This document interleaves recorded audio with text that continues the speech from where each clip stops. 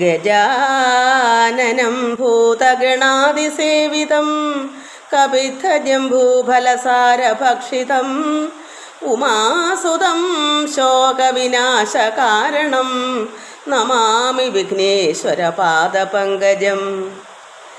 യാകും ദേന്ദു തുഷാരഹാരധവളായ ശുഭ്രവസ്ത്രാവൃത യാ വീണാവരദണ്ഡമണ്ഡിതപരായ ശ്വേതപത്മാസന യാ ബ്രഹ്മാർച്ചുത ശങ്കര പ്രഭൃതിഭർദേവൈ സദാ പൂജിത സാ മാം പാതു സരസ്വതീ ഭഗവതി നിശേഷജാഡ്യാപഹ. ഓം ഗുരുബ്രഹ്മ ഗുരുർവിഷ്ണു ഗുരുർദേവോ മഹേശ്വര ഗുരു സാക്ഷാത് പരബ്രഹ്മ തസ്മൈ ശ്രീ ഗുരവേ നമഃ. ശാന്താകാരം ഭുജഗശയനം പത്മനാഭം സുരേശം വിശ്വാധാരം ഗഗനസദൃശം മേഘവർണം ശുഭാംഗം ലക്ഷ്മീകാന്തം കമലനയനം യോഗഹൃദ്ധ്യാനഗമ്യം വന്ദേ വിഷ്ണും ഭവഭയഹരം സർവലോകൈകനാഥം. സശംഖചക്രം സകിരീടകുണ്ഡലം സപീതവസ്ത്രം സരസീരുഹേഷണം സഹാരവക്ഷസ്ഥല കൗസ്തുഭശ്രിയം നമാമി വിഷ്ണും ശിരസാ ചതുർഭുജം. യസ്യ സ്മരണമാത്രേണ ജന്മസംസാരബന്ധനാത് വിമുച്യതേ നമസ്തസ്മൈ വിഷ്ണവേ പ്രഭവിഷ്ണവേ നമ സമസ്തഭൂതാനാം ആദിഭൂതായ ഭൂപൃതേ അനേകരൂപ അരൂപായ വിഷ്ണവേ പ്രഭവിഷ്ണവേ. എല്ലാ ഭക്തമക്കൾക്കും എൻ്റെ വിനീതമായ പ്രണാമം. എല്ലാ മക്കളെയും ഭഗവാനിൽ അർപ്പിക്കുന്നു. ഓരോ കമൻസുകൾ തന്ന മക്കളുടെ പേര് ഗീതാ നായർ, നിർമ്മല രമേഷ്, രാധാ ശിവാനന്ദൻ, പത്മകുമാരി, രാധാ മണി. അതൊരു പുതിയ കുട്ടിയാണ്.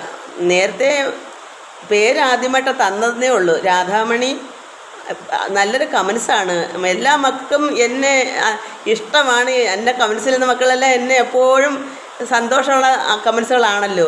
രാധാമണിയുടെ പ്രത്യേകതയായിട്ടുള്ള കമൻസ് അമ്മയോടൊപ്പം നമുക്കും, അങ്ങനെ ഇതുവരെ ഒരു കമൻസ് എനിക്ക് കിട്ടിയിട്ടില്ല. അമ്മയോടൊപ്പം നമുക്ക്. അപ്പോൾ എല്ലാ മക്കൾക്കും എന്നോട് അത്രമാത്രം അടുപ്പമാണ് എല്ലാം ഉണ്ട്. പക്ഷേ ഈ ഒരു വാക്ക് അമ്മയോടൊപ്പം അതെത്ര നല്ലൊരു വാക്കാണ്. എനിക്ക് വളരെ ഇഷ്ടപ്പെട്ടു. ഭഗവാനോട് ഞാൻ അന്നേരേ പറഞ്ഞു, ഭഗവാനെ കണ്ടോ അമ്മയോടൊപ്പം.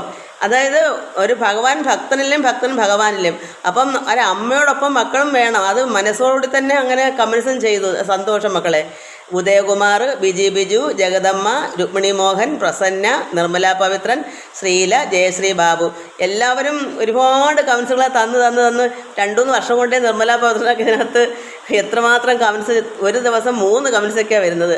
ഇപ്പം എല്ലാവരും ഇതിപ്പോൾ പുതിയൊരു കുട്ടിയല്ലേ, അവരും കുറച്ച് നാൾ ഇങ്ങനെ ആദ്യമായിട്ടൊക്കെ എല്ലാം ഇതുപോലെ തന്നെ നമ്മുടെ നമ്പർ ചോദിച്ചിട്ട് വിളിക്കാമെന്നും പറഞ്ഞിട്ട് ചിലർക്ക് പിന്നെ പേടിയാണ് വിളിക്കാൻ. അങ്ങ് വെപ്രാളം കൊണ്ടങ്ങ് ചോദിക്കും, നമ്പർ തരുമോ എന്ന് ചോദിക്കും. കൊടുക്കുമ്പം പിന്നെ അവർക്ക് വിളിക്കാൻ ഭയങ്കര വിഷമമാണ്. ഇപ്പം അടുത്ത സമയത്ത് ചിറയൻകീഴിൽ ഒരു മകൾ എന്നെ വിളിച്ചു. 2 വർഷം കൊണ്ടേ ഇത് കാണുന്നു, ഇപ്പോഴാണ് അറപ്പ് തീർന്നൊന്ന് വിളിച്ചു എന്ന് എന്നോട് പറഞ്ഞ്. വിളിക്കുമ്പോൾ എടുക്കുമോ കിട്ടുമോ ഒരു വല്ലാത്തൊരു വിഷമം. എന്താവും എന്താ അതിൻ്റെ ഒരു ഉൾഭയമോ എന്തോ അറിയാൻ വയ്യ. അപ്പം എന്തായാലും 2 കൽപ്പിച്ചങ്ങ് വിളിച്ചെന്ന് പറഞ്ഞ്. എനിക്കറിയാം കുറേ മക്കൾ ഇങ്ങനെ എന്നെ വിളിച്ചിട്ട് വിളിക്കാതിരിക്കും, അല്ല എന്നെ നമ്പർ ചോദിച്ചിട്ട്. എനിക്കപ്പോഴേ അറിയാം ഒരു ഭയന്നിട്ടം കണ്ടാണ്. ഇന്ന് കേരളക്കാർ എന്ത് വന്നാലും പഠിക്കത്തില്ലെന്നല്ലേ പറയുന്നത്. കാരണം ഇന്ന് അപകടം എവിടെയാണ് ഇരിക്കുന്നത് അറിയാൻ മേത്തൊരവസ്ഥയാണ്. നല്ലതും തിരിച്ചറിയാൻ മേത്തൊരു കാലമായിപ്പോയി. അതുകൊണ്ട് ഞാൻ ആരെയും കുറ്റം പറയുമല്ല മക്കളെ. അതങ്ങനെ വേണം.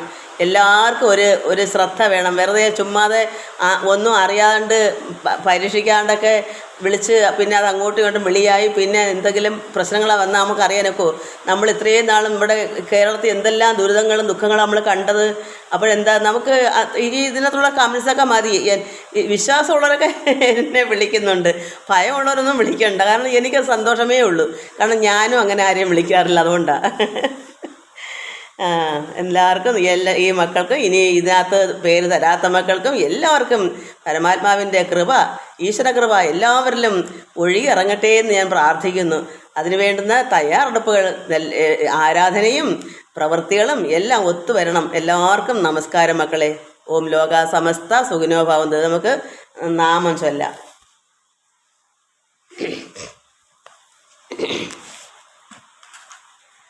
അച്യുതം കേശവം രാമനാരായണം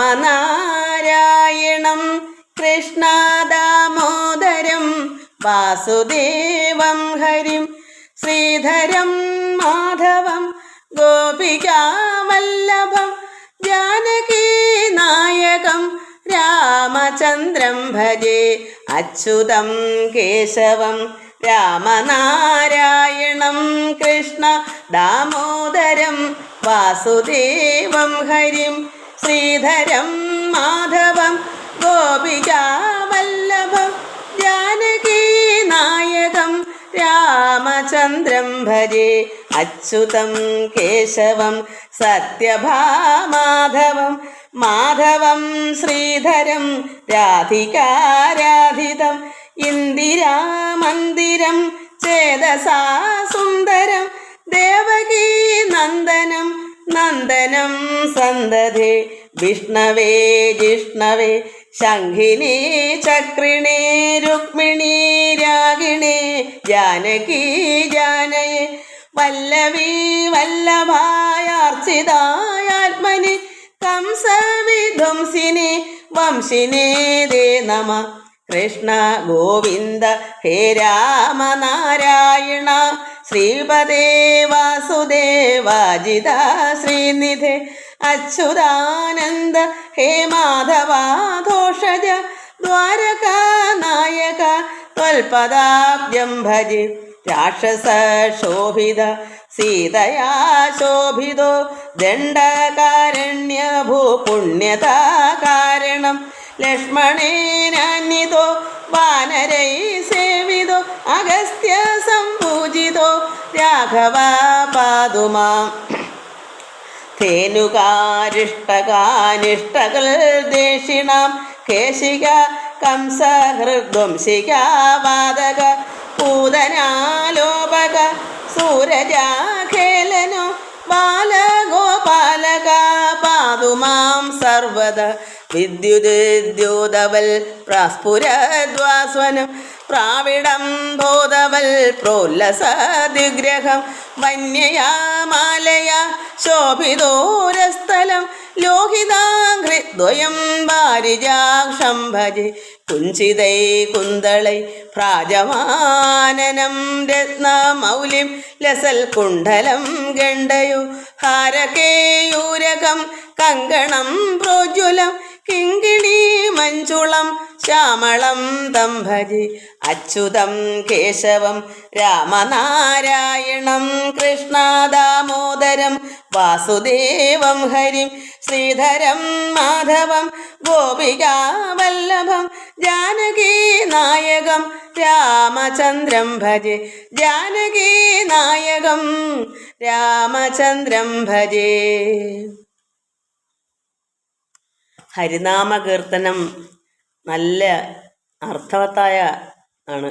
ഇവിടെ സത്യം വദാമി മമ ഭൃത്യാദിവർഗം അതും അർത്ഥം കളത്ര ഗൃഹപുത്രാദിജാലമതും ഒക്കെ ത്വദർപ്പണമതാക്കിയിട്ടു ഞാനുമിഹ തൃക്കാക്കൽ വീണു ഹരിനാരായണായ നമ.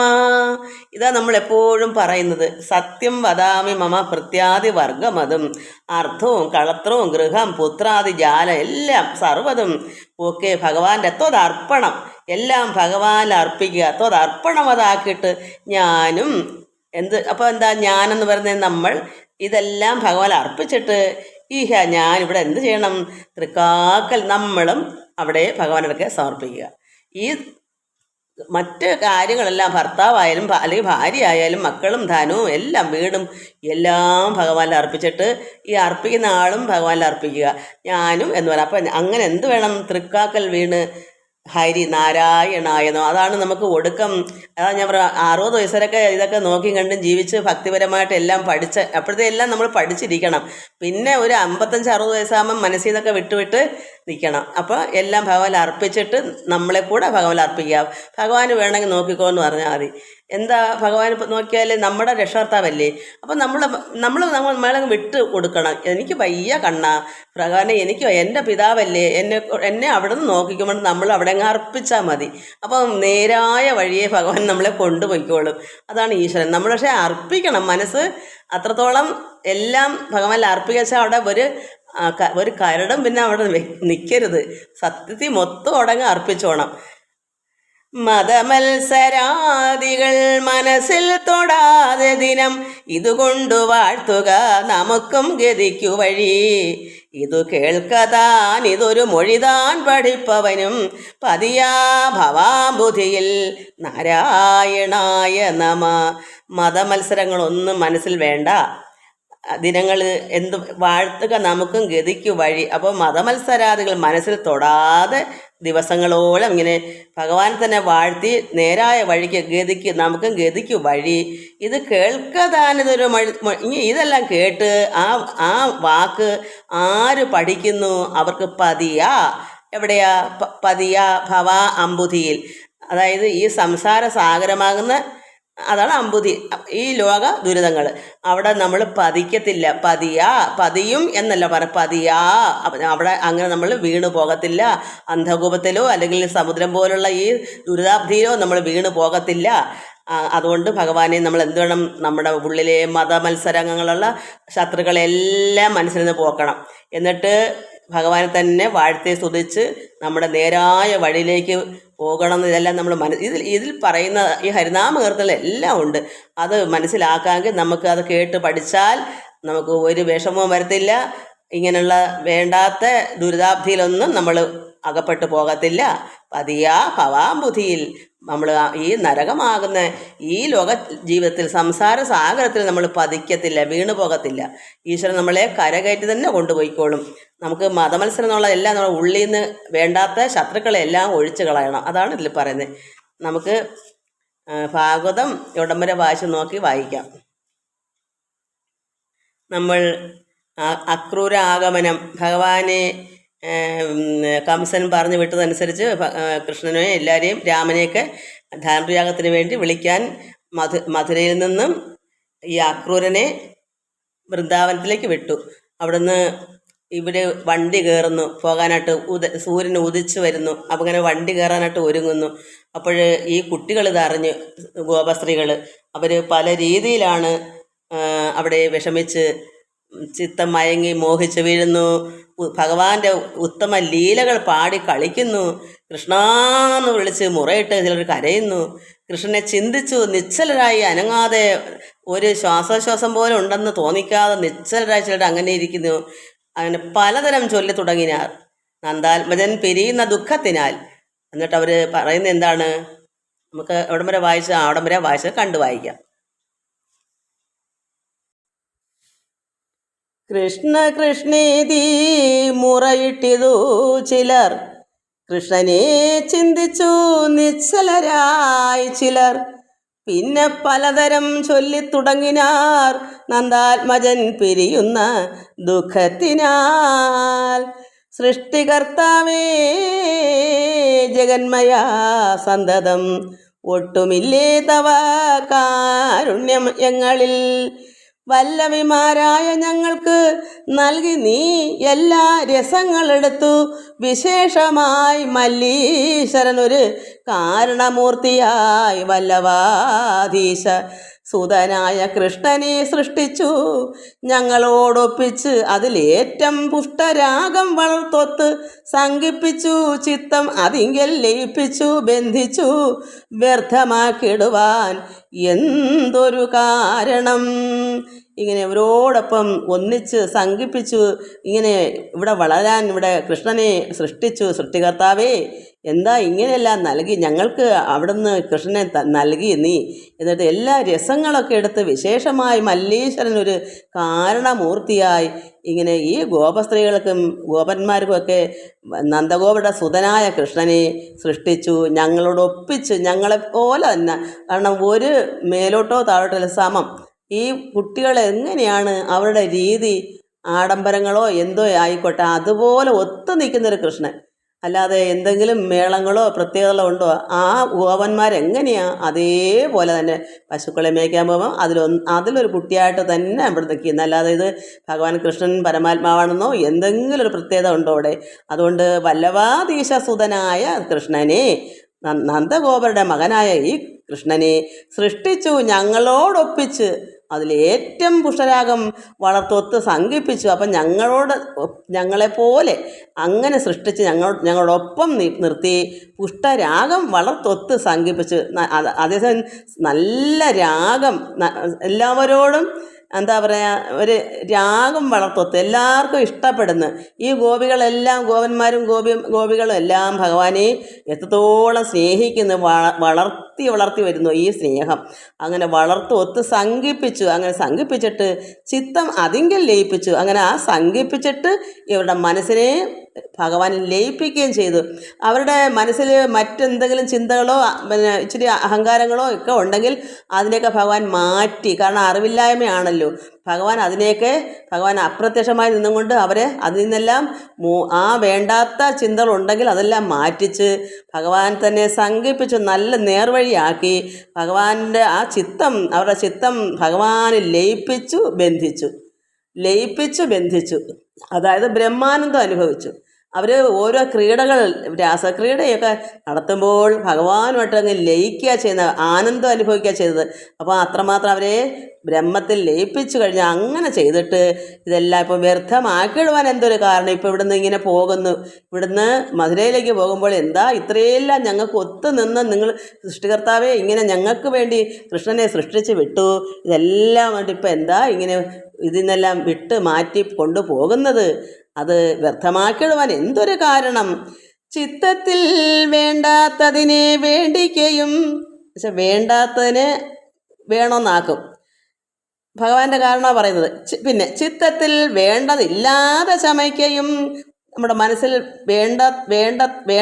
എന്നുവെച്ചാൽ വേണ്ടതില്ലാത്തതിനെ ഉണ്ടാക്കി വയ്ക്കും, ചമയ്ക്കും. അപ്പോൾ ചിത്തത്തിൽ വേണ്ടാത്തതിനെ ഉണ്ടാക്കി വയ്ക്കുകയും എന്നാൽ നമ്മുടെ ചിത്തത്തിൽ വേണ്ടതില്ലാതെ അങ്ങ് ചമയ്ക്കുകയും ഇത്തരം താവക ലീല ഓർക്കും വിധോ ചിത്തഭ്രമം ഭവാനുണ്ടെന്ന് തോന്നുന്നു. സൃഷ്ടികർത്താവിനോട് പറയുക ഈ കുട്ടികൾ, സൃഷ്ടികർത്താവേ എന്താ ഇങ്ങനെ ഞങ്ങളെ ഒന്നിച്ച് ലയിപ്പിച്ച് രമിപ്പിച്ചു എല്ലാം ആക്കി, ഇപ്പോൾ ഇതെല്ലാം വ്യർത്ഥമാക്കി ഇവിടെ നിന്നെല്ലാം വിട്ടു പോകുന്നു, എന്താ ഞങ്ങളെ ഇങ്ങനെ ആക്കുന്നത്? ഇങ്ങനെ ഞങ്ങൾക്ക് വേണ്ടി ഇവിടെ ഈ നന്ദഗോപരുടെ മകനായി ഇവിടെ സൃഷ്ടിച്ചു വെച്ചു, ഞങ്ങളോടൊപ്പം നിന്ന് ഒരുപോലെ നിന്ന് ഇവിടെ ഞങ്ങൾക്കൊപ്പം നിന്ന് വളർന്നു. ഇപ്പോൾ അതാ ഇങ്ങനെ അതും ഭഗവാനിൽ ഈ പുഷ്ടരാഗം കൊണ്ട് വളർത്തി സംഘം ഉണ്ടാക്കി ചിത്തത്തിൽ ബന്ധിക്കുകയും ചെയ്തു. എന്നിട്ട് ഇപ്പോൾ എന്താ ഇതിനൊരു കാരണം? ഇങ്ങനെ വ്യർത്ഥമാക്കി വെറുതെ ആയിപ്പോയത് എന്താ കാരണം? അതുകൊണ്ട് ഈ ചിത്തത്തിൽ വേണ്ടാത്തതിനെ വേണ്ടിക്കുകയും ചിത്തത്തിൽ വേണ്ടതില്ലാതെ ചമയ്ക്കുകയും ഇത്തരം താവക ലീല ഓർക്കും വിധോ ചിത്തഭ്രമം ഭവാനുണ്ടെന്ന് തോന്നുന്നു. ഇതൊക്കെ നോക്കിയിട്ട് ഞങ്ങൾക്ക് ഓർത്താൽ ഇത് കൃഷ്ണന് ചിത്തഭ്രമം ഉണ്ടെന്ന് തോന്നുന്നു. ഇതാണ് പിള്ളേർ പറയുന്നത്. ചിത്തഭ്രമം ഉള്ളവർക്ക് താനെന്ന വൃത്തികൾക്കും ക്രമമുണ്ട് പാർക്കും വിധോ. ചിത്തഭ്രമം ഉള്ളവർക്ക് താനെന്ന വൃത്തികൾക്കും ക്രമമുണ്ട് പാർക്കും വിധോ. നാരിമാരായുള്ള ഞങ്ങൾക്ക് ജീവനാം കാരണപുരുഷം നാരായണം കൃഷ്ണം കൊണ്ട് ഗമിപ്പതിനായി ഇങ്ങു വന്നവൻ ഇണ്ടൽപ്പെടുത്തുന്ന ക്രൂരനല്ലോ ദൃഢം. ഈ ചിത്തഭ്രമമുള്ളവർക്ക് താനെന്ന വൃത്തികൾക്കും, അപ്പോൾ ചിത്തഭ്രമമുള്ളവർക്ക് അവരവർക്ക് തന്നെ ചെയ്യുന്ന വൃത്തികൾക്കൊക്കെ ക്രമമുണ്ട് പാർക്കും വിധു. അങ്ങനെ എന്തോ ഒരു ചിത്തഭ്രമമുള്ളവർ തന്നെ എന്തൊക്കെ ചെയ്യുന്ന ആ വൃത്തികൾ, എന്ത് കർമ്മങ്ങൾ ചെയ്യുക, അതിനൊരു ക്രമമുണ്ട് ഓർത്താൽ. എന്നാൽ ഇവിടെ നാരിമാരായുള്ള ഞങ്ങൾക്ക് ഭഗവാൻ കൃഷ്ണൻ ജീവനാണ്, ജീവൻ്റെ ജീവനാണ്. അങ്ങനെയുള്ള ഈ കാരണപുരുഷൻ ഭഗവാൻ നാരായണൻ കൃഷ്ണനെ കൊണ്ടുപോകാൻ ഗമിപ്പാൻ ഇങ്ങ് വന്നവൻ ആരാ? അക്രൂരൻ. അപ്പോൾ ഇങ്ങനെയുള്ള ഞങ്ങൾക്ക് ജീവനായിരിക്കുന്ന ഈ ഭഗവാനെ കൃഷ്ണനെ ഗമിപ്പതിനായി ഇങ്ങ് വന്നവൻ, കൊണ്ടുപോകാനായിട്ട് വന്ന ഇവൻ അക്രൂരൻ, ഇണ്ടൽപ്പെടുത്തുന്ന ക്രൂരനല്ലോ ദൃഢം. ഇവൻ അക്രൂരൻ എന്നാണ് പേര്, പക്ഷേ ഈ പിള്ളേർ പറയുന്നത് ക്രൂരനാണ്, ക്രൂരത്വമല്ലേ കാണിക്കുന്നത്. അപ്പോൾ അത്രമാത്രം വിഷമിപ്പിക്കുന്നു ഞങ്ങളെ. ഇത്രയും കുട്ടികൾ ഇവിടെ വേദനിക്കുന്നു. എന്തെങ്കിലും ഒരു അല്പം ഒരു ദയോ കരുണയോ ഉണ്ടെങ്കിൽ ഈ അക്രൂരൻ ഇങ്ങനെ ചെയ്യുമോ? അതുകൊണ്ട് ഇവൻ ഒരു ക്രൂരനാണ്. ഇങ്ങനെ ഭഗവാന് കൃഷ്ണനെ ഗമിക്കുക കൊണ്ടുപോവുക. അവിടേക്ക് കൊണ്ടുപോകുന്ന ഈ വന്നവൻ ഇണ്ടൽപ്പെടുത്തുന്ന ഞങ്ങളെല്ലാം വിഷമിപ്പിക്കുന്ന ക്രൂരനല്ലോ ദൃഢം. അക്രൂരനുമല്ല ദൂതനുമല്ല ഇവൻ, വക്രത പാരം പെരുതൊണ്ടു പാർക്കിലോ. ഇദ്ദേഹം അക്രൂരനൊന്നും അല്ല, വരും ക്രൂരനാ.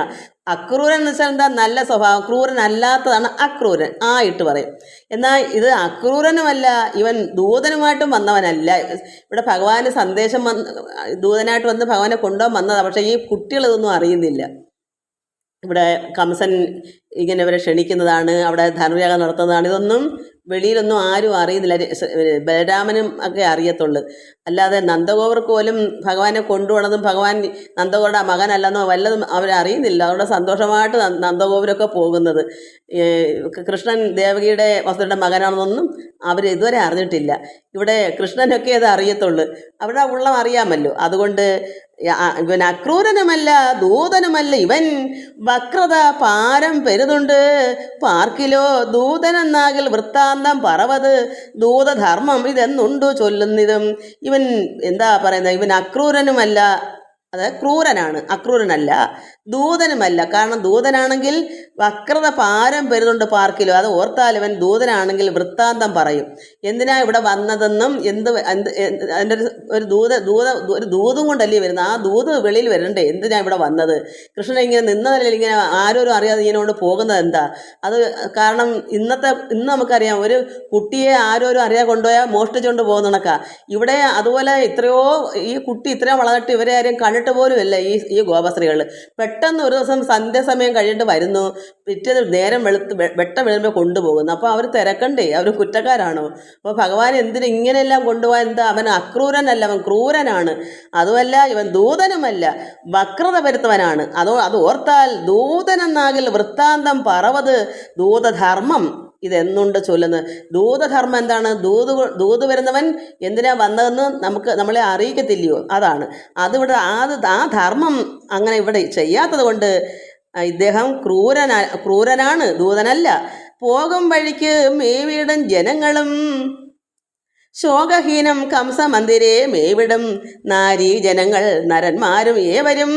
കാരുണ്യമൂർത്തി മുഖാംബുജം കണ്ടിട്ട് ഓരോ തരം സുഖമോടെ രമിച്ചിടും. അതായത് ഭഗവാൻ പോകുന്ന വഴിക്ക്, ഈ എന്താ പറയുക, മധുരയിലേക്ക് പോകുന്ന വഴിക്ക് ജനങ്ങൾ ശോകഹീനം കംസമന്ദിരേ മേവിടും.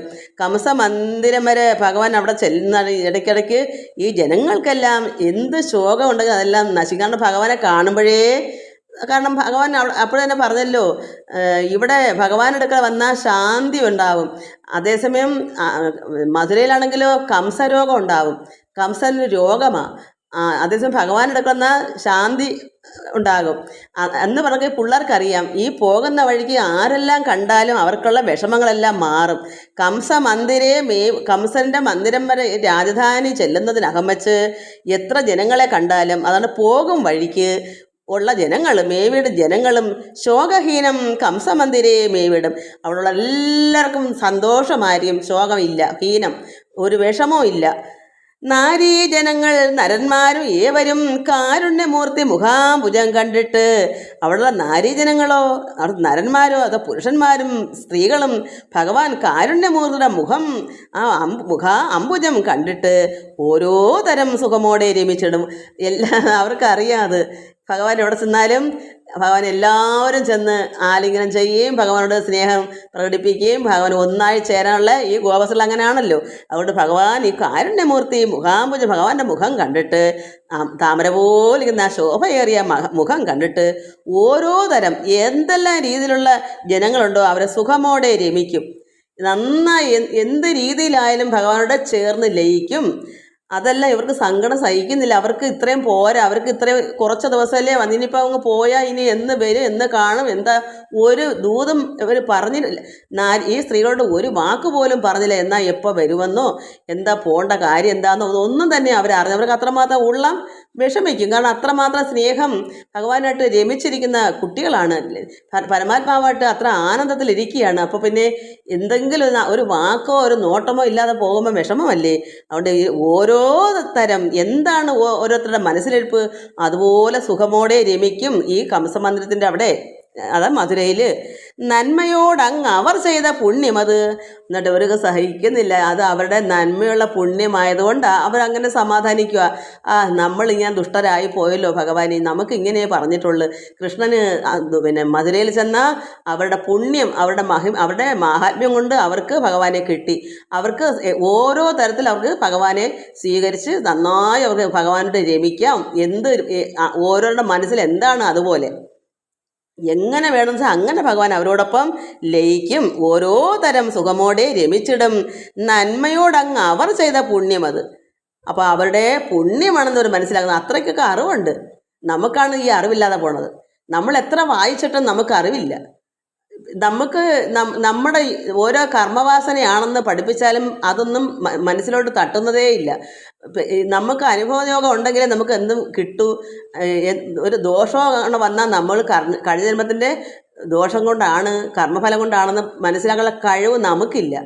ഈ കുട്ടികൾക്ക് യാതൊരു വിവരവും ഇങ്ങനെയൊന്നും പറഞ്ഞു കൊടുക്കാൻ ആരുമില്ല. എന്നിട്ട് അവർ പറയുന്നത് കേട്ടോ, അവരുടെ നന്മയോടങ്ങ് അവർ ചെയ്ത പുണ്യം കൊണ്ടാണ് ഭഗവാൻ ഇപ്പോൾ അവിടേക്ക് ചെല്ലുന്നത്. അന്നേരം അവരെത്രമാത്രം ഒന്ന് മൂഢരാണെന്ന് പറഞ്ഞെങ്കിലും ഞങ്ങൾ മൂഢരല്ലേ, ഭഗവാൻ ഞങ്ങളെ മറക്കത്തില്ലേ, അവിടെ രാജധാനിയിൽ എല്ലാം സുന്ദരിമാരല്ലേ, ഇതൊക്കെ അവർ പറഞ്ഞ് കരയൊക്കെ ചെയ്യുന്നുണ്ട്. അപ്പം അവർക്ക് ഇത്രയും പറയാനറിയാം, അവരുടെ പുണ്യം കൊണ്ടാണ് ഭഗവാൻ അവിടേക്ക് പോകുന്നത്. നമ്മുടെ ഭാഗ്യഹീനത്വം, അതായതും കണ്ടോ, നമുക്കുള്ള ഭാഗ്യം ഇല്ലായ്മ, ഹീനത്വം. ഭഗവാൻ ഇവിടുന്ന് പോകാൻ കാരണം നമ്മുടെ ഭാഗ്യഹീനത്വം. നമ്മളും ഇങ്ങനെ വിചാരിക്കണം മക്കളെ, നമുക്ക് ഈ അറിവ് വേണം. നമുക്ക് എന്തെങ്കിലും ഒരു വിഷമോ ദുഃഖമോ വന്നാൽ, അല്ലെങ്കിൽ നമുക്ക് നന്നായി 3-4 ദിവസം നമ്മൾ നന്നായി ഭഗവാൻ രമിച്ച് പ്രാർത്ഥിച്ച്, ചില ദിവസങ്ങൾ നമുക്ക് പറ്റാത്ത എന്താ, നമുക്ക് മനസ്സുകൊണ്ട് ചിന്തിക്കണം, നമുക്ക് എന്തോ ഭാഗ്യഹീനത്വം ഉണ്ട്, അതുകൊണ്ടാണ് നമ്മുടെ മനസ്സ് മടിക്കുന്നത്. ഈ മനസ്സ് മടിക്കുമ്പോഴേ ചിന്തിച്ചോണം, എന്താ എനിക്ക് മനസ്സ് മടിക്കുന്നത്, എന്തോ ആപത്ത് വരാനാ, അല്ലെങ്കിൽ എന്നോട് ഭഗവാന് സ്നേഹമില്ലാഞ്ഞിട്ടാ, അല്ലെങ്കിൽ കഴിഞ്ഞ ജന്മത്തിൻ്റെ ഭാഗ്യഹീനത്വമാണ്. അതിനെ മറികടക്കാൻ നമുക്ക് എന്ത് വേണം? ആ മനസ്സിനെ ഒന്നുകൂടെ കരകയറ്റണം, നന്നായി ആരോഹണം ചെയ്യണം.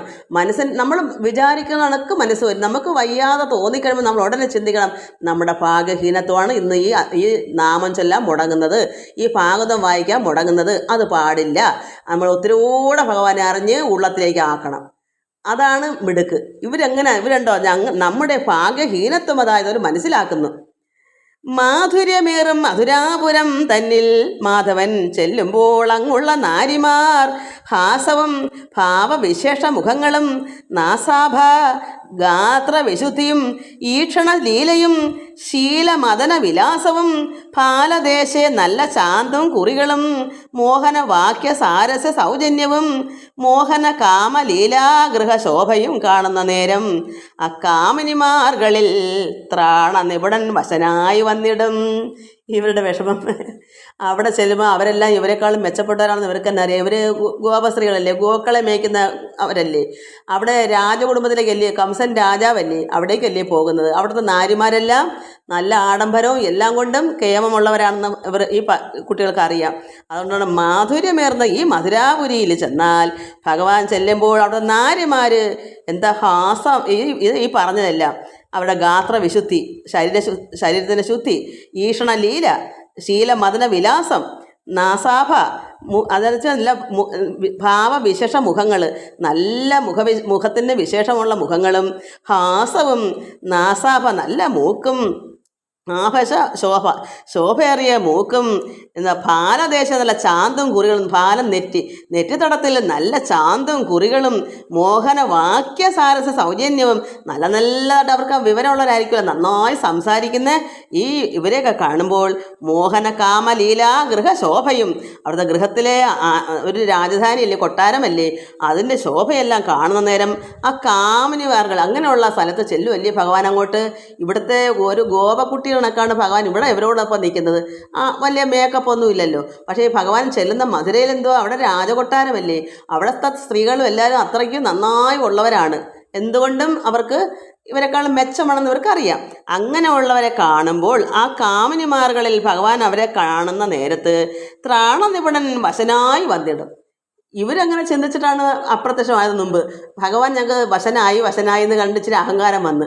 ഇപ്പം ഇവർ പറയുന്നു അവിടെ ചെല്ലുമ്പോൾ ആ സ്ത്രീകൾക്ക് ഇത്രയെല്ലാം ശോഭയേറിയ സ്ത്രീകളെ കാണുമ്പോൾ ഭഗവാന്റെ പിന്നെ ഇത് അവരുടെ ഭംഗിയെല്ലാം കണ്ട് ആ ഗൃഹത്തിൻ്റെ ശോഭയെല്ലാം കാണുമ്പോൾ ആ കാമിനിമാർകളിൽ ഭഗവാൻ വശനായി വരും. ത്രാണ നിപുണനാണ്, എല്ലാവരെയും സംരക്ഷിക്കുന്ന രക്ഷകനാണ്. ത്രാണം എന്ന് വെച്ചാൽ എന്താണ്? നമ്മളെല്ലാവരെയും രക്ഷ ചെയ്യുന്ന ഭഗവാൻ ത്രാണ നിപുണൻ, രക്ഷിക്കാൻ നിപുണനാണ്. എത്രമാത്രം ആരെയും രക്ഷിക്കാനുള്ള നിപുണത്വമുണ്ട്, അതിനുള്ള ചാതുര്യമുണ്ട്. അപ്പോൾ അങ്ങനെയുള്ള ഭഗവാൻ പക്ഷേ ഈ സ്ത്രീകളെ കാണുമ്പോൾ അവർക്ക് വശനായി പോകും. ഇതാണ് അവരുടെ വിഷമം. ഇവർക്ക് ഭാഗ്യമില്ലല്ലോ ഇങ്ങനെ ഭഗവാനോടൊപ്പം നിൽക്കാൻ. ഇനിയിപ്പോൾ അവരുടെ പുണ്യം കൊണ്ട് അവർക്കാണല്ലോ ലഭിച്ചിരിക്കുന്നത്. എന്താ സൃഷ്ടികർത്താവേ, ഇങ്ങനെ ഞങ്ങളോട് ഈ വ്യർത്ഥമാക്കി കളഞ്ഞത് ഇത്രയൊക്കെ ഞങ്ങളോട് ഒപ്പിച്ചു വെച്ചു, ഞങ്ങൾക്കായി ഭഗവാനെ ഇവിടെ സൃഷ്ടിച്ചു, എന്നിട്ട് ഇത്രയും നാളും ഇങ്ങനെ ഭഗവാനോടൊപ്പം നിന്നു, ലയിച്ചു, രമിച്ചു, ചിത്തം ലയിപ്പിച്ചു, സംഘിപ്പിച്ചു, ഇതൊക്കെ വന്നിട്ട് ഇവിടുന്ന് ഇപ്പോൾ വ്യർത്ഥമാക്കി കൊണ്ടുപോകാൻ വന്നവൻ അക്രൂരനല്ല, അവൻ ക്രൂരനാണ്, ദൂതനല്ല എന്നൊക്കെയാണ് അവർ സൃഷ്ടികർത്താവേ എന്ന് പറഞ്ഞ് വിളിച്ച് പറയുന്നത്. അവൻ കാമുകന്മാർക്കൊരു കാരണനാണ് കൃഷ്ണൻ. അങ്ങനെ വശനാകുമ്പോൾ ആ സ്ത്രീകൾക്ക് വശനായി വരുമ്പോൾ അവിടെ ആ സ്ത്രീകൾക്ക് വേറെ കാമുകന്മാരൊക്കെ കാണുമല്ലോ. വിവാഹം കഴിക്കുന്ന പ്രായമായ സ്ത്രീകളൊക്കെ ആകുമ്പോൾ ചിലപ്പോൾ കാമുകന്മാർ കാണും. അതുകൊണ്ട് ഈ കുട്ടികൾ പറയുകയാണ് കാമുകന്മാർക്കൊരു കാരണനാ കൃഷ്ണൻ. ഭഗവാൻ ചെല്ലുമ്പോൾ കാമുകന്മാർക്കും നഷ്ടം തന്നെ. കാരണം പിന്നെ ഈ സ്ത്രീകളെല്ലാം ഭഗവാനെ വിട്ടെങ്ങും പോകൂലെന്നറിയാം. ഈ ഗോപസ്ത്രീകൾ എങ്ങനെയാണ് ഭഗവാൻ ആകർഷിച്ചെടുക്കും. അത്രമാത്രം ഭഗവാൻ അങ്ങനെയാണ്. ഭഗവാന്റെ നമ്മളെ എല്ലാവരെയും നന്നാക്കി എടുക്കാനുള്ള കഴിവ് ഭഗവാനുണ്ട്. ഏത് വിധേനയെങ്കിലും ആകർഷിച്ച് നമ്മൾ എന്തിനാ ജനിച്ചത് നമുക്കറിയില്ലല്ലോ. ഭഗവാൻ അതിന് ഒരുക്കി നമ്മൾ ഒരുങ്ങിയില്ലെങ്കിൽ ചെറിയ ചെറിയ ശിക്ഷ തന്ന് നമ്മളെ ഒരുക്കും. അപ്പോൾ നമ്മൾ അയ്യോ എനിക്കിപ്പോൾ എന്തോ വിഷമം വരുന്ന സമയം, ദോഷം, നമുക്ക് അമ്പലത്തിൽ പോകണം, പ്രാർത്ഥിക്കണം, ഇങ്ങനെ നമുക്ക് പ്രാർത്ഥന ഉണ്ടാകും. ഇതിനെല്ലാം ദൈവം തരുന്ന ഓരോ കൊറ്റുവെച്ച് ശിക്ഷകളാണ്. എന്താ? നമ്മളെ നന്നാക്കാൻ. ഇത് നമ്മൾ മനസ്സിലാക്കണം. അറിവുള്ളവർ മനസ്സിലാക്കുന്നുണ്ട്, അറിയാത്തവരും അറിയുന്നതേ ഇല്ല. അവരെന്ത് വന്ന് സഹിച്ച് അവിടെ കിടക്കും, ഒന്നും അറിയുന്നില്ല. കുറച്ചൊക്കെ അറിവുള്ള ചിന്തിക്കാം, എന്തോ ദൈവകോപം വന്നിട്ട് നമുക്ക് ഇത്രയും വിഷമം വരും, നമുക്കതിന് അല്ലെങ്കിൽ കഴിഞ്ഞ ജന്മത്തെ പാപകർമ്മം കൊണ്ടാണ്. അത് നമ്മൾ മനസ്സിലാക്കിയിട്ട് അതിന് വേണ്ടുന്ന വഴി നമ്മൾ ചെയ്യും. ആരാധനകളും അതായത് പ്രാർത്ഥന, അമ്പലത്തിലൊക്കെ പോയി കുളിച്ച് തൊഴുവക്കം, ഭഗവാന് പൂജ, നേർച്ച, ഇതൊക്കെ ചെയ്തും അങ്ങനെ ആ ഘട്ടം അങ്ങ് മാറ്റി വയ്ക്കും. ആ ദോഷ സമയം മാറുവോളം മുടങ്ങാതെ അമ്പലത്തിൽ പോവുക. അല്ലെങ്കിൽ വീട്ടിൽ അറിയാവുന്നവർക്ക് ഇതുപോലെ പ്രാർത്ഥന മതി. അതിപ്പോൾ ഇന്ന് ആർക്കും അങ്ങനെ അറിയില്ലല്ലോ. അപ്പോൾ അല്ലെങ്കിൽ നമുക്ക് ഗുരുവായൂരമ്പലത്തിൽ പോകാം, അല്ലെങ്കിൽ ശബരിമലയ്ക്ക് നമുക്ക് ഈ വർഷം ശബരിമലയിൽ പോകണം, കുട്ടികളെ വിടണം. ഇങ്ങനെ ഓരോന്ന് എന്താ നമ്മുടെ ദോഷങ്ങൾ വരുമ്പോൾ നമുക്കത് കഴിയും. അതുപോലെ എല്ലാം. അപ്പോൾ ഈ കുട്ടികൾ പറഞ്ഞ് അവിടെയുള്ള കാമുകന്മാർക്ക് ഭഗവാന്റെ കാരണമാവും. കാമിനിമാരിൽ മയങ്ങാതിരിക്കുമോ? അപ്പോൾ അവിടെയുള്ള സ്ത്രീകൾ ഇത്രയും നല്ല സ്ത്രീകളാണെങ്കിൽ അത് ഗാത്രവിശുദ്ധി അവർക്കൊക്കെ നല്ല കൊട്ടാരത്തിൽ കഴിഞ്ഞവർക്ക് എപ്പോഴും എപ്പോഴും നോക്കിയാലും വസ്ത്രങ്ങളും നല്ല മണവും ഒക്കെ. ഈ പശുക്കളുടെ ചാണകമൊക്കെ വാരിയും പശുവിനെ കറന്നും പുല്ലറുത്തും കന്നുകാലികളെ നോക്കിയും ചെയ്യുന്ന ഈ കുട്ടികൾക്ക് എത്രമാത്രം വിശുദ്ധി ഉണ്ടാകും. അവരതിൻ്റെ രീതിയിലല്ലേ അവർക്ക് പറ്റും. അവർ ഗ്രാമപ്രദേശത്തുള്ളവരല്ലേ. അപ്പോൾ അത് നോക്കുമ്പോൾ ഭഗവാൻ ഇങ്ങനെയുള്ള കാമിനിമാരിൽ മയങ്ങാതിരിക്കുമോ? ചോദ്യം. രാജസശീലവും ഏറും മധുരയിൽ. ആ മധുരയിൽ എന്താ? രാജസശീലം, കുടുംബത്തിലെ ശീലമാണ്. ഇവിടെ ഭഗവാൻ അങ്ങനല്ലല്ലോ ഇവിടെ വളരുന്നത്. അതുകൊണ്ട് അവിടെ ചെല്ലുമ്പോൾ രാജസശീലവും ഏറും മധുരയിൽ. രാജധാനി വാസി നാരിമാർക്ക് ഏറ്റവും. അപ്പോൾ രാജധാനിയിൽ വസിക്കുന്ന നാരിമാർക്ക് അവിടുത്തെ രാജസശീലം വളരെ ഏറ്റവും ഉണ്ടാകും. കാരുണ്യമുള്ളവൻ കൃഷ്ണനെന്നാകിലും സാരമില്ലാതൊരു മൂഢന്മാർ നമ്മയും നാരായണൻ ചിന്ത ചെയ്യുകയില്ലേതുമേ. ഈ രാജധാനിയിലുള്ളവരുടെ ശീലം കൊണ്ട് ഭഗവാൻ എന്ത് ചെയ്യും? അവരിൽ മയങ്ങാതിരിക്കുമോ?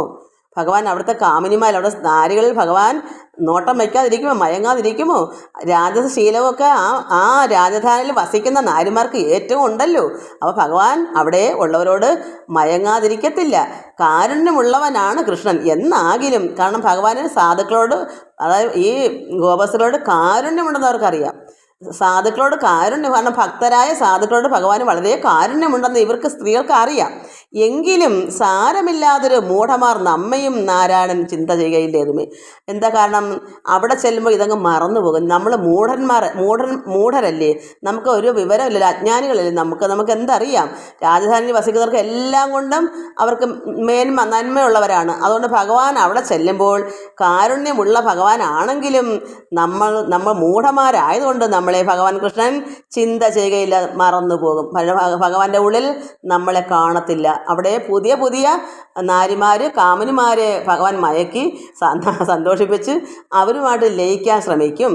നാരായണ ഞങ്ങൾ എന്തിനീ ചെയ്വതും, ഇതിങ്ങനെ ഓർത്തോർത്ത് ചിന്തിച്ചിങ്ങനെ വിഷമിച്ച് കഴിഞ്ഞുകൂടുന്നു. ഭഗവാനേ നാരായണ ഞങ്ങൾ എന്താ ഇനി ചെയ്വത്, ഇങ്ങനെ ആയിപ്പോയല്ലോ. മന്ദഹാസങ്ങളും ചന്ദ്രവദനവും മന്ദകടാക്ഷവും മഞ്ജുള വാക്യവും നിന്നുടെ കേളി വിലാസരസങ്ങളും സുന്ദരമായ ശരീര സൗഭാഗ്യവും എങ്ങനെ കാണാതെ ഞങ്ങൾ പൊറുക്കുന്നു. ഭഗവാന്റെ ഈ മന്ദഹാസവും ചന്ദ്രനെ പോലുള്ള ആ മുഖവും മന്ദകടാക്ഷവും മഞ്ജുളമായിരിക്കുന്ന നല്ല സംസാര വാക്യങ്ങളും നിന്നുടെ കേളി വിലാസ രസങ്ങളും എന്നുവെച്ചാൽ അത്രമാത്രം ഇവരെ മോഹിപ്പിക്കുന്ന കേളി വിലാസങ്ങൾ, അങ്ങനെയുള്ള രസങ്ങളെല്ലാം പറഞ്ഞ് നന്നാക്കി ഇവരെ കൂടെ ചേർന്ന് ലയിക്കുന്ന ഭഗവാൻ, സുന്ദരമായ ശരീര സൗഭാഗ്യവും അങ്ങനെയുള്ള ഭഗവാന്റെ ആ ശരീരശോഭ, ഇതൊക്കെ എങ്ങനെ ഞങ്ങൾ കാണാതെ പൊറുക്കുന്നു. ഭഗവാനെ സൃഷ്ടികർത്താവേ നാരായണ എന്നിവർ പ്രാർത്ഥിക്കുന്നു. മംഗലമൂർത്തേ നന്ദാത്മജ ദൈവമേ, പ്രാണങ്ങൾ പോകുന്നതിന് മുന്നമെങ്ങളെ ത്രാണനം ചെയ്യങ്ങൾ പ്രാണനാഥ കൃഷ്ണ. അവർ കൃഷ്ണനെ ഇങ്ങനെ വിളിക്കുക, മംഗലമൂർത്തേ നന്ദാത്മജ, നന്ദഗോരുടെ മകനെ ദൈവമേ, ഞങ്ങൾ മുമ്പ് അവർ ഭഗവാൻ അപ്രത്യക്ഷമായപ്പോൾ എങ്ങനെയാ ഞങ്ങൾ മരിച്ചു പോകും കൃഷ്ണ, അന്നേ പറ്റും അങ്ങനെ പറഞ്ഞപ്പോൾ പ്രത്യക്ഷമായി. അതിലിപ്പോൾ അവർ പറഞ്ഞു ഞങ്ങളുടെ പ്രാണങ്ങൾ പോകുന്ന അതിന് മുന്നം ഞങ്ങളെ ത്രാണനം ഞങ്ങൾ രക്ഷിക്കൂ എന്ന്. പ്രാണനാഥ, നമ്മുടെ ജീവനാഥനാണ് ഭഗവാൻ പ്രാണനാഥ കൃഷ്ണ. ഏവം ഓരോന്നേ പറഞ്ഞും തരുണിമാർ കേവലം ചിന്തിച്ചിരിക്കുമ്പോൾ മിത്രൻ ഉദയാദ്രിതന്മേൽ വിളങ്ങുവാൻ ഉൽക്രമിക്കുന്ന അത് കണ്ടു മുകുന്ദനും. അങ്ങനെ ഓരോന്നോരോന്ന് പറഞ്ഞും കരഞ്ഞും ഭഗവാനെ ഞങ്ങൾ എന്ത് ചെയ്യും, പ്രാണനാഥ ഞങ്ങൾ എന്ത് ചെയ്യും, ഞങ്ങളെ ത്രാണനം ചെയ്യും, ഞങ്ങൾ രക്ഷിക്കൂ, ഞങ്ങളുടെ പ്രാണൻ പോകുന്നതിൻ്റെ മുന്നേ തന്നെ ഞങ്ങൾ രക്ഷിച്ചു എടുക്കൂ എന്ന്. അത്ര ഹൃദയവേദന, ഭഗവാൻ പോകുന്ന വേദന വല്ലാത്തൊരു വേദനയാണ്. അത് ആ ഉള്ളത്തിലെ വേദന നമുക്ക് ഏത് രീതിയിലായാലും അത് നമുക്ക് അനുഭവിക്കാൻ ഞാൻ 2 തവണ അനുഭവിച്ച്. അത് കൃഷ്ണനങ്ങും പോകുന്നതിൻ്റെ അല്ല, ഇത് ഭഗവാനെ പ്രത്യക്ഷപ്പെടുത്താൻ വേണ്ടിയുള്ള വേദന. അതുകൊണ്ട് എനിക്ക് ആ ഹൃദയവേദന അറിയാം. പിന്നെ അത് കൊണ്ട് എല്ലാം പരമാനന്ദമായി സന്തോഷമാക്കി ഭഗവാൻ തന്നപ്പോൾ പിന്നെ ഈ അടുത്ത കാലത്ത് 2-3 വർഷം മുമ്പ് എനിക്ക് അത് തന്നെ 3 വർഷത്തോളം ആവാൻ പോണതേ ഉള്ളൂ, അപ്പോഴാണ് തുടങ്ങിയത് ഈ യൂട്യൂബ് തുടങ്ങിയത്. അപ്പോൾ അന്നേരവും ഈ ഹൃദയവേദന, എന്തിനാ ഇതാക്കൽ കൊടുക്കാനുള്ള ഹൃദയവേദന. അപ്പോൾ എനിക്ക് 2 തവണ ഹൃദയവേദന ഒന്ന്. അതുപോലൊരു ഹൃദയവേദന ഈ ഭഗവാൻ പിരിഞ്ഞു പോകുമ്പോഴും ഈ സ്ത്രീകൾക്കുണ്ടാകുന്നത്. അത് നമുക്ക് അറിഞ്ഞവർക്ക് മാത്രമേ അത് അറിയാൻ പറ്റൂ വേദന എന്തൊരു വേദനയാണെന്ന്. അപ്പോൾ ഇതെല്ലാം പറഞ്ഞ് ഈ തരുണിമാർ കേവലം ചിന്തിച്ചിരിക്കുമ്പോൾ മിത്രൻ ആദിത്യൻ ആദിത്യൻ ഉദിക്കുന്ന ഒരു കുന്ന് പർവ്വതം പോലുള്ളതിൻ്റെ ഇങ്ങനെ പൊങ്ങി വരുമല്ലോ, ആദിത്യനിങ്ങനെ ഉദിച്ചുദിച്ച് മുകളിലേക്ക് വരുന്ന, അതാണ് ഉദയാദ്രിമേൽ വിളങ്ങുവാൻ ഉൽക്രമിക്കുന്ന അത് കണ്ട് അങ്ങനെ മുകളിലോട്ട് തെളിഞ്ഞ് ഭഗവാൻ ഉദിച്ചുദിച്ച് വരുന്നത് കണ്ട് മുകുന്ദനും രാമനും ഒന്നിച്ച് തേരിൽ കരേറിനാൻ. അപ്പം വെളുക്കന് മുന്നേ പോകണമെന്ന് പറഞ്ഞ് തലേന്ന് രാത്രിയിലെ ഒരുങ്ങിയിരിക്കുക. പിന്നെ ഈ രഥമൊക്കെ നന്നായി ചാടൊക്കെ ഇതൊക്കെ ഇട്ട് അതിന് പറയുന്നത് നമുക്കറിയില്ലല്ലോ, എന്തൊക്കെ ഇതത് ശരിക്കും എനിക്ക് പറയാൻ അറിഞ്ഞൂടാ. രഥം തെളിച്ച് പോകുന്നതിന് അവർ തലേന്ന് ഇതൊക്കെ ഒപ്പിച്ച് വയ്ക്കും. അങ്ങനെ ഏതാണ്ടൊക്കെ അതൊക്കെ ചെയ്ത് ഒരുക്കി വെച്ചേക്കുക. ഉദിക്കുന്നതിന് മുമ്പേ പോകണം. അപ്പോൾ ഇവിടെ ഉദയാദ്രി തന്മേൽ വിളങ്ങി വരുന്നു സൂര്യഭഗവാൻ. അപ്പോൾ തന്നെ ഇവരെന്ത് ചെയ്യുന്നു, രാമനും കൃഷ്ണ മുകുന്ദനും തേരിൽ കരേറിനാൻ ആമോദമോട്, സന്തോഷത്തോട്. അപ്പം ഇവിടെ ആരാ ദുഃഖത്തിലിരിക്കുന്ന? ഈ കുട്ടികൾ, ഈ ഗോപസ്ത്രീകൾക്ക് ഭാരത്താൽ ദുഃഖപ്പെട്ടിരിക്കുന്നു. സന്തോഷത്താൽ കൊണ്ട് ഭഗവാൻ കൃഷ്ണൻ രഥത്തിൽ കയറുന്ന ആലോചിച്ച് നോക്ക്. ഭഗവാൻ അവരെല്ലാം ഒത്തു നിർത്തി ഓടക്കുള്ളൂതി അവരെ ആകർഷിച്ച് അവരെ വരുത്തി അവരോട് ലയിച്ചു അവരെ ആനന്ദിപ്പിച്ച് എല്ലാം ചേട്ട് പുള്ളി ഞാനൊന്നും അറിഞ്ഞില്ലേ രാമനാരായണ എന്ന് പറഞ്ഞ് ഭഗവാന്റെ പാഠം നോക്കി പോകുക. കാരണം ഇവരെ മാത്രം നന്നായിക്കൊണ്ടിരുന്നാൽ മതി. അവർ കുറേ നന്നായി, ഇനിയും ജനങ്ങൾ കിടക്കുമല്ലോ നന്നാവാൻ. അത് അവർക്ക് അറിഞ്ഞുകൂടി. പിള്ളേർക്ക് അറിയില്ല, പിള്ളേരെ മരണം വരെയും കൃഷ്ണൻ കൂടെ വേണമെന്നാണ്. ഭഗവാൻ എന്തിനാണ് വന്നത്? ഭക്തരെ രക്ഷിക്കാനും ദുഷ്ടരെ നിഗ്രഹിക്കാനാ. അതിനിടയ്ക്കൂടെ ഉള്ള സമയത്ത് കുറേ ഭക്തന്മാരെ ആക്കിയെടുക്കണം, കുറേ ആൾക്കാരെ രമിപ്പിക്കണം, ആനന്ദിപ്പിക്കണം, ലയിപ്പിക്കണം, ബ്രഹ്മാനന്ദത്തിൽ ചേർക്കണം. അതാണ് ഭഗവാൻ നോക്കുന്നത്. ഇവരെ ബ്രഹ്മാനന്ദത്തിലാക്കി ലയിപ്പിച്ച് വെച്ചേക്കുക. പിന്നെ ശരീരം അല്ലേ പോകുന്നുള്ളൂ.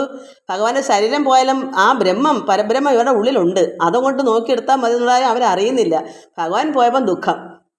അതുകൊണ്ട് ഭഗവാൻ സന്തോഷമായിട്ട് ആമോദമോട് നന്ദാദി ഗോപാലരും ഗോരസം ആദിയാം കാഴ്ചകൾ കൈക്കൊണ്ട് പാരാതെ ചെന്നു ചാടേറിനാരേവരും രഥത്തിൽ കയറി.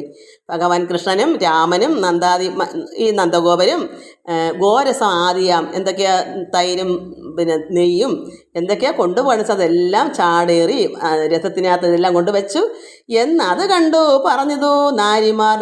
അത്രമാത്രം സന്തോഷത്തോടെയാണ് ഭഗവാൻ എന്താ ചിന്തിക്കുന്നത്?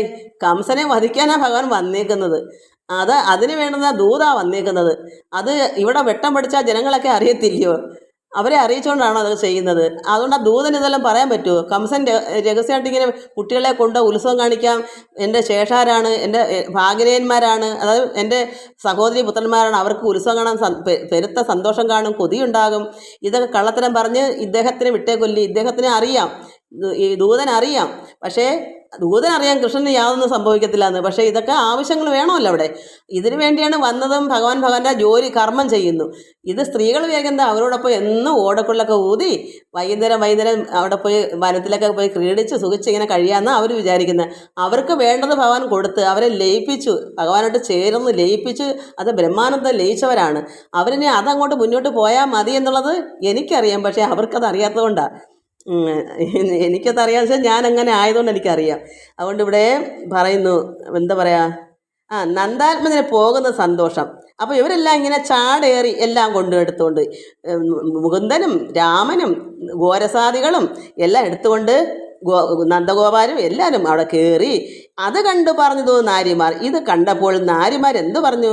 നന്ദാത്മജന് പോകുന്നത് സന്തോഷം, നമ്മോട് അല്പവും സ്നേഹവുമില്ലല്ലോ. അപ്പോൾ ഇത്രയും സന്തോഷത്തെ കുറിച്ച് കയറുമ്പം അത് സന്തോഷമാണെന്ന് മനസ്സിലാവും.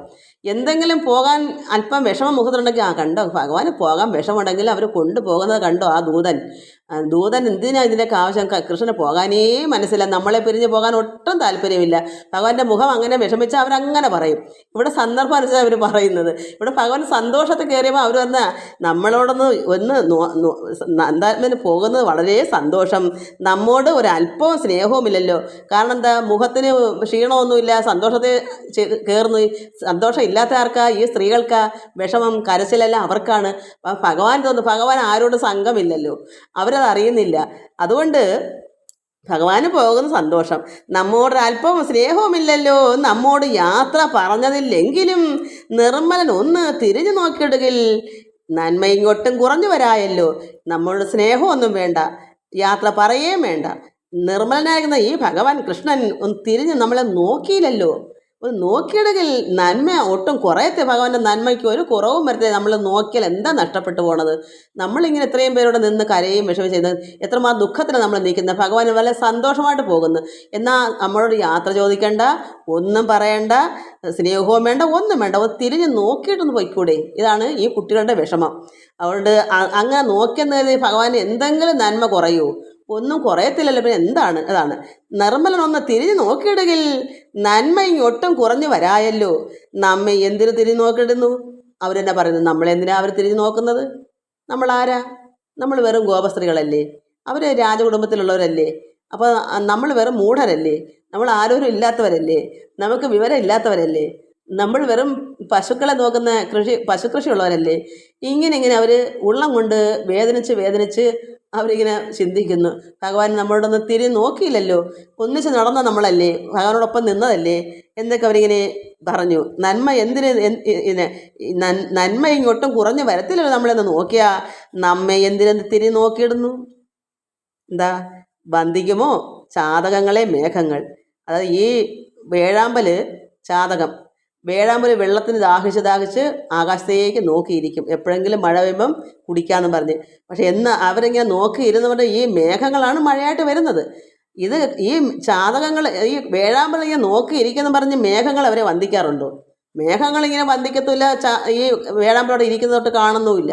മേഘം അതിങ്ങനെ പൊക്കൊണ്ടേ, കാറ്റ് വീശാനത്തോട് പൊക്കൊണ്ടേ ഇരിക്കുന്നു. മേഘം ഈ വേഴാമ്പലിനെ കാണുന്നതേ ഇല്ല. പക്ഷേ വേഴാമ്പൽ എന്തിനാണ് ഇരിക്കുന്നത്? മഴത്തുള്ളിക്ക് വേണ്ടിയാണ്. അതുപോലെ ഭഗവാൻ ഇതിൻ്റെ ഒന്നും ആവശ്യമില്ല. ഈ പിള്ളേർക്കാണ് ഭഗവാനെ വേണ്ടത്. അതുകൊണ്ട് അവരിങ്ങനെ വേഴാമ്പലിനെ പോലെ കാത്തിരിക്കുന്നു. ഭഗവാൻ ഇതൊന്നും അത്ഭുതമല്ല, ഇതെല്ലാം ഭഗവാന്റെ കർമ്മങ്ങളാണ്. എല്ലാവരെയും നന്നാക്കി കൊണ്ടുപോകാനും ബ്രഹ്മത്തിൽ ലയിപ്പിക്കാനും ഭഗവാന്റെ ഭക്തരാക്കി എടുക്കാനും അതൊക്കെ ഭഗവാന്റെ ആഗ്രഹമല്ല. ഭഗവാന് ഈ ലോകത്തുള്ള സ്ത്രീകളെയും എല്ലാം കാമിനിമാരാക്കി അവരെയും പ്രേമിച്ച് അവരെല്ലാം വിവാഹം കഴിച്ച് ഇങ്ങനെ ആടിപ്പാടാനല്ല ഭഗവാൻ വന്നത്. ഈ ഓടക്കുള്ളിൽ വായിച്ച് ഇതെല്ലാം അവരെ ആകർഷിച്ചത് എന്തിനാ? ഈ ലയം കിട്ടാനാ. ഭഗവാൻ ലയിച്ച് ബ്രഹ്മാനന്ദം അനുഭവിക്കുന്നതിനാ ഭഗവാൻ നിൽക്കുന്നത്. പക്ഷെ മറ്റുള്ളവർക്ക് അത്രയ്ക്കുള്ള അറിവില്ലാത്തതുകൊണ്ട് അവരിതൊക്കെ പറയാം. എന്നിട്ട് അവർ തന്നെ പറയുന്നത് എന്തിനാ നമ്മളോട് ചോദിക്കുന്നത്? എന്താ നമ്മളോട് ചോദിച്ചത്? എന്താ കാര്യം? നമ്മെ എന്തിനും തിരിഞ്ഞ് നോക്കണം. എന്തിനാ നോക്കിയിടുന്നത്? വന്ദിക്കുമോ ജാതകങ്ങളെ? മേഘങ്ങൾ നമ്മളെ വേഴാമ്പലിനെ വന്ദിക്കുമോ? ചന്ദ്രിക സേവിക്കയില്ല ചകോരത്തെ. ചകോരം വെച്ചാൽ ഉപ്പനും ഇങ്ങനെ കാത്ത് രാത്രിയിലൊക്കെ ആയിരിക്കും. ആ ഉപ്പൻ്റെ എനിക്ക് അറിയാൻ വയ്യ. ചന്ദ്രിക എന്ന് വെച്ചാൽ ചന്ദ്രൻ്റെ വെട്ടം. ഈ പ്രകാശം ഈ ചകോരത്തെ സേവിക്കയില്ലല്ലോ. ഇതിൻ്റെ ഉദാഹരണങ്ങളാണ്. അപ്പോൾ നമ്മൾ ഈ നാരിമാർ അറിയാം നമ്മളൊന്നുമല്ല. അവരൊക്കെ വലിയ ഈശ്വരൻ, അതായത് അത്രമാത്രം ഭഗവാനും ഒപ്പം രാജകുടുംബത്തിൽ വന്ന് അവരുടെ അതൊക്കെ ഓർത്താണ് അവരിത് പറയുന്നത്. നമ്മൾ മൂഢരല്ലേ, നമുക്ക് ഒന്നും അറിവില്ലാത്തവരല്ലേ, നമ്മളൊന്നും അല്ലല്ലോ. അപ്പോൾ എന്തിനാ ഭഗവാൻ നമ്മളെ തിരിഞ്ഞ് നോക്കുന്നത്? നമ്മളാരാ? അവിടെ ഒന്നിച്ച് കളിക്കുമ്പം കളിപ്പിള്ളരായിട്ട് ഒന്നിച്ച് നടക്കുന്നു. അല്ലാതെ നമ്മളും ഭഗവാന്റെ എത്രമാത്രം വ്യത്യാസമാണ്, രാപകൽ വ്യത്യാസമല്ലേ. അതുകൊണ്ട് നമ്മളെ എന്തിനെ തിരിഞ്ഞ് നോക്കണം? നമുക്കല്ലേ അങ്ങോട്ട് ഭഗവാനോട് ഇതുള്ളൂ. ഭഗവാൻ അങ്ങനെ ഇല്ലല്ലോ. ഇത് അവർ തന്നെ മനസ്സിലാക്കുക. ചകോരത്തെ, അതായത് ഈ വേഴാമ്പലിനെ മേഘം വന്ദിക്കുമോ? വേഴാമ്പലല്ലയോ കാത്ത് മഴ വരട്ടെ, മേഘമേ മഴ പെയ്ക്കൂ എന്ന് പറഞ്ഞ് കാത്തിരിക്കുന്ന ആരാ? വേഴാമ്പല. അത് നമ്മളും ചിന്തിക്കണം. ഭഗവാന് ഒരാവശ്യവുമില്ല, നമുക്കാണ് ആവശ്യം. ഭക്തമക്കൾക്കാണ് ആവശ്യം ഭഗവാനെ. അപ്പം ഭഗവാൻ എന്തെങ്കിലും ഇതുപോലെ വന്ന് നമ്മളുടെ ഇങ്ങോട്ട് വരുമോ? നിങ്ങൾ നന്നാവണമെന്ന് പറയാൻ പറ്റും. നമ്മൾ ഭഗവാനെ കെട്ടിപ്പിടിച്ച് ആത്മാവിൽ നിറച്ച് ആനന്ദിച്ച് ഈശ്വരനോട് പ്രേമമായ ഭക്തിയോട് നമ്മൾ ഇരുന്നാൽ നമുക്ക് കൊള്ളാം. അല്ല ഈശ്വരൻ എന്താ നഷ്ടം? നമ്മൾ നന്നായാൽ നമുക്ക് കൊള്ളാം. അതുകൊണ്ട് ഇതിൻ്റെ ഉദാഹരണം അത് തന്നെയാണ്. സ്ത്രീകളും അത് മനസ്സിലാക്കി. നമ്മളെ എന്തിനു തിരിഞ്ഞ് നോക്കണം? പിന്നെ ഉപ്പനെ, അതായത് ഈ വേഴാമ്പലിനെ വെള്ളദാഹം, നമുക്കാണ് ദാഹം. ഭഗവാനിൽ ചേരാനുള്ള ദാഹം നമുക്കാണ്. അതുകൊണ്ട് വേഴാമ്പലിനാണ് ദാഹം. മേഘത്തിന് ഇങ്ങോട്ട് തിരിഞ്ഞു നോക്കേണ്ട കാര്യമുണ്ടോ? നന്ദാത്മജൻ നമ്മയൊക്കെ ത്യജിച്ചിതു, നന്ദാദികൾ പിമ്പേ മാനിച്ചു കൂടിയാർ, നന്ദിതന്മാരായ വല്ലവന്മാർ ഷഠർ. അതായത് നന്ദാത്മജൻ നമ്മയൊക്കെ ത്യജിച്ചു. ഇവരെങ്ങനെയാ കാണുന്നത്? അവർക്ക് അത്രയ്ക്കുള്ള അറിവേ ഉള്ളൂ. ഞാൻ ഈ പറഞ്ഞൊക്കെ ചിന്തിക്കാനുള്ള കഴിവ് അവർക്ക് ഇല്ലാത്തതുകൊണ്ടാണ് അവരത് പറയുന്നത്. അപ്പോൾ നന്ദാത്മൻ നമ്മയൊക്കെ ത്യജിച്ചു, അതുകൊണ്ടാണ് അവിടേക്ക് പോകുന്നത്. ഭഗവാൻ ആരും ത്യജിക്കത്തില്ല. എല്ലാവരും ലോകമേ ഭഗവാന്റെയാണ്. അപ്പോൾ 2, 4, 10, 100 സ്ത്രീകൾ മാത്രം മതിയോ ഭഗവാൻ? ലോകം മൊത്തം ഭഗവാന് വേണ്ടേ? എല്ലാവരെയും വേണ്ടേ? അതുകൊണ്ട് ഭഗവാൻ എല്ലാവർക്കും പിതാവല്ലേ. നമുക്ക് കുറച്ച് പേർക്ക് മാത്രമല്ല ഭഗവാൻ പിതാവ്, ലോകമേ ഭഗവാനാണ് എല്ലാവരുടെയും പിതാവ്. അപ്പോൾ അതുകൊണ്ട് ഇവർ ധരിക്കുന്നു നമ്മെ ത്യജിച്ചതു നന്ദാദികൾ പിമ്പേ മാനിച്ചു കൂടിയാർ. അപ്പം ഈ നന്ദാദികളൊക്കെ പിമ്പേ മാനിച്ചു കൂടിയാർ, നന്ദിതന്മാരായ വല്ലവന്മാർ ഷഠർ. അപ്പോൾ ഈ വല്ലവന്മാരാരാ? ഗോപന്മാർ. ഈ കുട്ടികളുടെ വീടുകളിലെല്ലാം ഗോപന്മാരുണ്ടല്ലോ, അവരൊക്കെ നന്ദിതന്മാരായ വല്ലവന്മാരാണ്. അവരൊക്കെ ഷഠർ. അവരൊക്കെ അങ്ങനെയായി.